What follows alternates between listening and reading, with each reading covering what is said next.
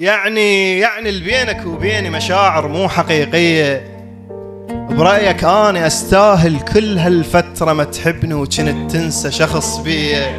يعني أنت إذا ما تعلمت تنسى، وإذا إنسان قبلي بقلبك الهسة المن ورطتني وياك، وليش صنعت إحساس ما تحسه؟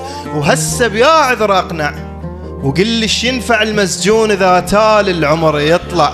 ما أقول لك عفتنا نعزل واتوجع، لا خليتنا من نلتقي ويا الناس بعدنا بأول القعدة وأقول لهم أريد أرجع.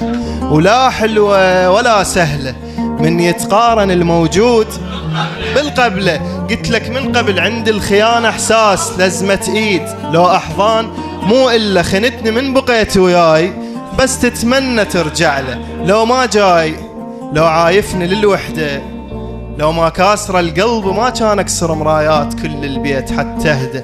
لو ما مغير طباعي لان محتاج تخلق نسخة من عنده تقل انساني. لو ما جاي، لو عايفني للوحدة، لو ما كاسر القلب ما كان اكسر مرايات كل البيت حتى اهدى. لو ما مغير طباعي لان محتاج تخلق نسخة من عنده تقل انساني. وانت القبل ما ناسيه، انت اكثر بشر يدري هاي تطول المدة. عموما روح، ليش تبرر وتتعب؟ يمكن اني ما انحب.